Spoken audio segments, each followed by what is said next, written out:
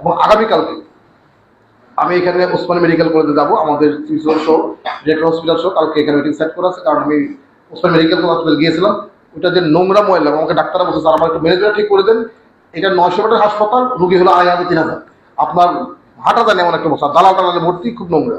এটা আমি ইতিমধ্যে স্বাস্থ্য সচিবের কথা বলছি যে এটা যা বুঝতে কি তোমার কি লাগবে তুমি প্ল্যান দাও, আমরা যত পারি আমরা চেক দিব সব কিছু। তো এটাই আমরা বসবো, আমরা আশা করছি ইনশাল্লাহ স্বাস্থ্যসেবা এই শহরের একটা জায়গায় চলে আসবে। আর নতুন যে বিল্ডিংটা করা হয়েছে শামসুদ্দিনের পাশে, এটা ইউজ হচ্ছে না, এটা একটা ভালো আছে, আশা করছি এটা একটা সমাধান আমরা বের করে নিয়ে আসতে পারবো। স্বাস্থ্যসেবা ঠিক করতে হবে, কারণ এটা হলো প্রত্যেক মানুষের দরকার।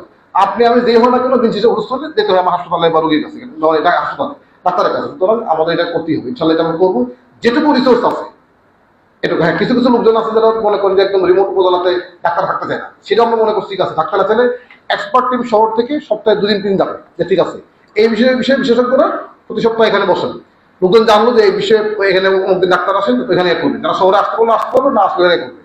আর এটা নিয়ে আশা করছি কাজ হবে, মানে ধাক্কাধাক্কি করলে তো কিছু না কিছু কাজ হবে ইনশাল্লাহ, আমি বিশ্বাস করি। সুতরাং কাজ কিছু হইতে হবে, করতে হবে ইনশাল্লাহ, হবে।